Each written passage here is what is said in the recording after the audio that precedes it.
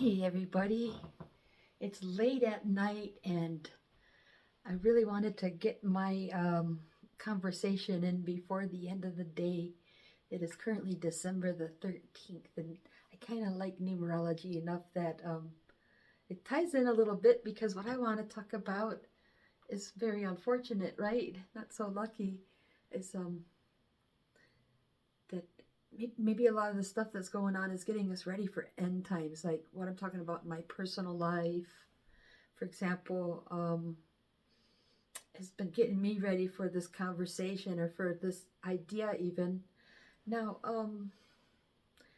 it's really hard to say exactly what's going to happen on Earth here. Like there are people that want to predict the future because they're psychic, or just people that look at it rationally at what's really going on, the type of wars we're having. Like just recently, there's been something in the news about cyber attacks from China. It's like, we really don't want to go to war with China and be at war with Russia. That sounds like a deadly combination. That's just more than we could handle, right? So the United States wouldn't want to be there. So this type of stuff is in our psyche nowadays that we could end up in a very bad predicament where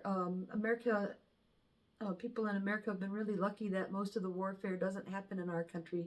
We're in our own happy little bubble, and like one of the worst things that's happened in a long time is like 9/11. That's like, it's just really hard for people to attack us. So for those of us who live here, we're kind of lucky that we've had that protection and all that good stuff. So I want to say, definitely want to say praise for all the good things you have in your life, and that's one of them. Anywho, so why is this in our psyche, and why has it been around for so long too? Like biblical prophecies, the Bible's a really old book. In fact, I think it's the first book they put through the press at prints, right? So this book is filled with ancient information. Now, hopefully you watch my videos because I've shared some of my ideas on, like, what my beliefs are, or, first of all, if we're going to talk about things that are far out, how we should be flexible and open-minded about information. The nature of information is that sometimes it's partly true and partly not true, right? So the Bible is full of stories and information in ways, and so since this stuff's been going on television, that's what it is for us. We see it on TV. I hear it on the news. Okay. People are like, oh, wow, biblical stuff. This is biblical, you know. So that's the thing is like, well, what are we talking about? It's a book filled with information that comes from people who like speak with otherworldly beings, and so I've read the Bible. Like I had Bible study a little bit growing up, but once I got up here, somebody gave me it's called the Mark Lusato Bible. So I read that, because I just thought, I want to make sure I read the Bible just so I have read it. And it was interesting for a lot of reasons. And I think that, for those of us who aren't very religious, or maybe people that want to be haters, somebody's going to laugh at me for this, is that it's part of studying our history. If you're, especially like myself in the United States, I'm from a white family, and so it's very much part of our upbringing. It's so much in our culture, and the whole time it's like, oh, so that's where that came from, and so that's where that comes from, and all that type of stuff. But then some of the stuff in there, it really sounds to me like extraterrestrial activity, so of course, if you've ever seen Ancient Aliens, they've tried to touch on how some of that might be going on with the Bible. So, we talk about the creation of the universe and all this stuff. What the Urantia book talks about is like, so we become humans on Earth. It's like the universal template sends all the information here. So we get all the code. So every planet has humans and stuff. But then what also happens is cross-pollination. So sometimes I think there's a system where certain types of beings will come to our planet, and so they have these weird ideas. So that's what Ancient Aliens is talking about, that so we're part of a bigger system. There's more life out there, and if we're in alignment with that universal center and its values, of course, there's people make a prayer, they want Jesus to come to there's all kinds of beings who will answer what you need, right? Sometimes it's kind of like how Santa Claus works, so what happens is the kid goes to Santa Claus and the parents eavesdrop, so Santa Claus didn't really answer their prayer. It was really mom and dad, and so sometimes it works that way. Like, so the Spirit of God that's inside of us, will answer that prayer. So anyways, what we're dealing with is we could be coming up on a mass extinction for some reason. And so one of the possibilities is that the sun has a dwarf star binary twin, and so scientists are saying that there's a lot of stars out there that are part of a binary system. So that's two stars that move. They orbit each other by going out far and close together, and then out far again, and then and so what they're saying is our sun has a binary twin, and every so often it comes down really close to the sun to the extent that it comes within the solar system, like all the way inside of the orbit of the first planet. What do we got down on the end there? Mercury, right? So anyways, so our solar system, if it was like, let's say we flatten it out so the sun's in the middle and everything's going this way, so it's coming in kind of at an angle, and it comes down around the sun and it goes back out. So in theory, it will go by and it could cause a major shift. It could make the poles flip. It could cause lava to move to one side and create crustal expansion. So this is a very scary idea that's out there for some reason, and so people are watching the skies and taking pictures and trying to catch this thing. And so anyways, we're in a living universe that's surviving nature, and so part of us are in a more dangerous location than others. And I think that Earth isn't particularly the safest place you could be, right? So, since I was in third grade, I recognized, like, by learning real science, what we have is general science, that there's stuff in outer space, and something could come along and crash into our planet, and that could be it, So I'm already aware that there could be stuff in outer space, but this is a really colorful idea that we're part of a binary system, and then when that other star comes through, it can really wreak havoc. So I'm just thinking, that's where we're really lucky to exist, and so that might explain why we have like advanced civilizations die off or something like that. So there's a couple of other theories about what causes the rise and fall of civilization. So the ancient aliens and stuff like that. We're talking about, it almost seemed like they had advanced civilization in the past, but it went somewhere. Why did we go back into a dark age and stuff like that? Anyways, my last video I was talking about the trauma of the soul, how if we reincarnate, we may also bring with us the trauma of our past life experiences. And so according to the Pleiadian stuff that I've heard, when we went through that mass extinction, it was really hard on a lot of souls. It created a type of trauma, for souls that went through that, had to deal with that trauma. And so, and if there was any type of extraterrestrial evacuation that prevented the souls to learn to from coping with that, right? So if we're going to go through another mass extinction, supposedly the extraterrestrials aren't really allowed to help us because we have to learn. I call it the aspect of spiritual survival. Like, a lot of us might die in this. Like, this might not be preventable. Like, so if nature's presenting an opportunity to die like this, okay, it's not something you can stop. It's really kind of an accident, It's not like God's like, and then make sure it goes like this, and make sure they die, and like, so that's what I was talking about is, well, I have to remember that point, but what I'm saying at the moment is, so if we're going to go through mass extinction, we have to be trained and ready, because we don't want it to be traumatic. So, like, I think the more we understand what's happening, then we can prevent the trauma. So, I think I was talking to a friend of mine that, very Bible-oriented, okay, a Christian person, who's pretty open-minded, and I was talking about how people are worried about this twin star, and they're trying to take pictures of the second sun, and she's like, oh, don't worry, God controls everything. I'm like, no, he don't. I said, dude, if God controlled everything, we wouldn't have a single problem in the world, okay? I said, well, we do have free will and everything. I said, well, what I'm talking about is, we're just out here in nature, and we could, simply just be facing a natural cause of death with just things coming down the pike. And so, the only thing that the spirit world can really do is communicate to us. And when we cross over, they're going to be there for us. So that, like, if Jesus is coming, for example, like, usually that's what happens when people die. Somehow they go through some process of greeting Jesus, So we have this in our philosophy about what could happen after we die. Or some of us even have a near-death experience. I didn't have a near-death experience, but I feel that I've been contacted by them. And the way they put it to me is, we are what you call God, we are what you call Jesus. So it doesn't have to be that dramatic, but most people have to wait and see. And you're lucky if you've seen it already, if you've seen anything like it or any form of confirmation. So I don't want to defend religion. So what I'm going to defend is truth. And the truth that's out there might be about stuff we don't understand yet, like talking about those three major components in nature, in the living universe, I mean, and that would include what we call our Father in heaven and what we call the Son. These are just aspects of the conscious living universe, and so this might be what we're tied into. You know, maybe that's what they're telling me is like, we know how you are, Jody. You don't like religion and all that crap, do you? Right? Exactly. But we're still up here. We're still talking to you because you're willing to talk. So the reason they're talking to us, giving us this information, is a mass extinction can be really hard on the soul. It can be really hard. So it's soul training, okay? So on one end, we're still trying to recover from a bunch of old soul damage, right?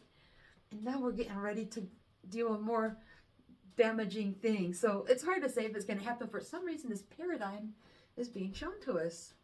And so, you know, maybe we're just going to fuck everything up by having these stupid wars, you know, because they have the technology to blow this place the fuck up, right? It's pretty impressive, huh? Exactly. Not really. It would be way more impressive if the scientists who developed all that crap put the same amount of effort into improving the place, right? So what the hell do they think they're doing anyway? So it's backwards thinking. So we're at the mercy of a certain group of people that have the capacity to wreck everything for everyone else. So the people that I stand with are, you know, any regular old citizen. You're like in the same boat. We're being subjected to stuff that's not fair. So the people, the bigwigs with their money, decide they're going to experiment with nature, and they're going to. So I don't know what the stuff they're spraying in the sky, but people are worried that they're putting stuff in the sky that we shouldn't be breathing, and it shouldn't be, you know, landing on plant life in the soil every place and in the water and stuff like that. So we're putting weird shit in there. No one voted for that, but you have to breathe it, like it or not, or whatever they're putting out there. You know, when the people with the money make a decision like, okay, we're going to have a nice big juicy war, you know, I think most regular people are like, please don't. Right? So that's where, like, you know, even if the countries we go to war are somebody like Russia or China, those are the ones who keep coming up. Remember, there's a lot of people like me and you in those countries who they're in the same boat, you know. I think these are people you would make friends with if it wasn't for all the political crap, right? So there's a guy that comes on Facebook, and he's like, I want you guys to unite, blah blah blah blah. You don't really need we don't need to start a club and a recognizable group. What we really need to do is just always be united anyways. You're just united with whoever's out here, you know, your fellow citizens, you know. So it doesn't matter if they're from the United States or not, if they're in another country. So that's what spirit law is about. So that's where we're going to unite with people just automatically. That's the key. We don't know what we're going to do about it, okay? So, like, I don't know what we're going to do about it. But really the root cause is there are people what you call narcissists, right? These are the kind that they don't care if you're going to die in the middle of their fight. They don't care. So, like, you know, so we have that, you know, but for some reason this is always in our psyche, and this is something we have to come to terms with. And that's why I feel like some of the art, you know, like, so I've been talking about this art community and just sort of this one little niche that I like a lot. And so I think in some of my next videos, I want to talk a little bit more about why, you know, Frontline Assembly was coming to me in my visions, because for the most part, I think Frontline Assembly touches on the end of the world type of stuff. And in fact, one of the lines in the track Millennium, I think. Yeah, I think it's the song Millennium, where he's talking about the countdown to extinction transforms reality. And to me, I feel like that's exactly what I'm talking about. How if we think that we're facing a mass extinction, that's definitely going to transform our sense of reality. That's going to make us wonder what we're living for. You know, what are you really working for? Do you really want to keep going to that job? You know, stuff like that. So it's definitely going to make you take a deep breath, right? So if we just thought we're just going to live on, everything's going to be hunky-dory, this might not be the issue. So that's kind of why I think, so if I continue to tell about my visionary state stuff, I think that's part of my preparedness. It could be, like, maybe when we get into those really hard times, so I have to learn to be able to communicate with my guides or whatever. So, like, there's other people out here that have a similar thing going where they've got guides and all that stuff, but it's a little bit different for everyone, so it's been hard to find the exact right help. But I think, I kind of want to treat it with respect, and that I could be getting help with this very problem. Like, what are we going to do when things are so bad we don't know what to do, right?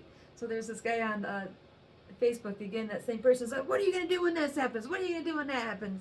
Well, I'm also a martial artist, and that's pretty much what the whole thing's about, is what do you do if somebody grabs you by your shirt and tries to punch you in the face, So there's some part of you that seems to anticipate that that might happen for some reason. Why would that happen? Why would somebody grab you and hit you, or any of these things we talk about? What if somebody comes up and puts their hands around your neck? What if?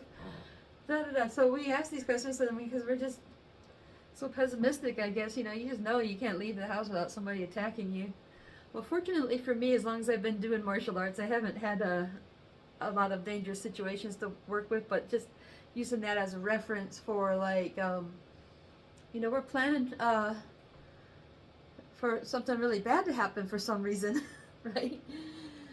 So there's nothing wrong with that. That doesn't mean you can't stop enjoying your life, so you don't want to be depressed about it. So I think that's what I'm talking about with spiritual survival, is finding, like, no matter what happens to us, it doesn't matter if we live or die. We want to have a type of mental health that is so good that it affects us on the level of the soul. It just carries over from lifetime to lifetime, because, like, if there's a massive extinction, that's something we can stop. And then even if we're looking at a man-made problem, like, there could be a mass extinction because of the people who want to have war. Like, there's only so much you could do to reason with somebody like that. It's like, you don't really want to go nose to nose with these people, not if you expect to live any longer, right? So I made a comment to this person about, like, we can't just, make a group and fight. That's like, you might as well commit suicide if you want to do that. You don't want to make a group and fight. What you want to do is, actually, it's not, you're not going to fight it. That's not how it's going to work. Like, these people, they get together and have protests. Those people put their life in danger. You're going to go to a protest. So my grandmother Smith, she said, don't go to protest, Jody. There's, it's a setup, so that's not how you want to do it. But it's just like, it's really hard to explain exactly what we need to do, but it's definitely going to take a lot of soul work. And it's our day-to-day life, and I think one of our things, like, at least in my life, and for those of us like myself, you got to have your music. You're the ones that you're buying it and listening to it all day, and then those of us who are so crazy have to make all this music. If that's so important to you, I feel like that's kind of like part of our key. I feel like that's where artwork in its various forms come in handy. It's how we, get our soul training for for anything we can come up with. In this case, we're talking about we're going to be facing the end of the world. And so that's why I feel like, I hope I can get into the music business on time, because I feel like I need to be, kind of like when I think when the Titanic sank, the band kept playing, So, if that's what's going to happen to Earth, like the Titanic, we need a band to keep playing, and we need to keep the music going, right? And so the music and the art, it's kind of like when I'm driving my truck, I feel like the music kind of helps me, like, to drive or something. Like, normally people tell you shouldn't, put the, like, if you go to driver's education, you shouldn't put the music on too loud because it's a distraction. Not my music. It helps me drive. It actually also adds horsepower to my truck too. That's the nice thing about it. But but I feel like so that also ties in. This is just a quick funny thought. Is something I've learned about some of these Pleiadian space travelers, is they need sound to travel. So that's what I was thinking. Maybe that's where we're gonna get information, is through listening to music. Because I feel like some of the music I listen to is getting us ready for long distance space travel, right? So yeah, the music that is mostly instrumental and stuff like that. Just because there's no lyrics doesn't mean there's no meaning. So I feel like, in my personal case, part of me going into music, like, again, there's the industrial music, but it's not everything. But there's another kind of music I want to talk about. That's the cosmic music. So cosmic music is also electronic music that was coming out in the 70s. And, you know, maybe they thought it was cosmic music just because it sounds very exotic, you know, because it's all synthesizer music. But on the other hand, maybe we're tapping into the cosmic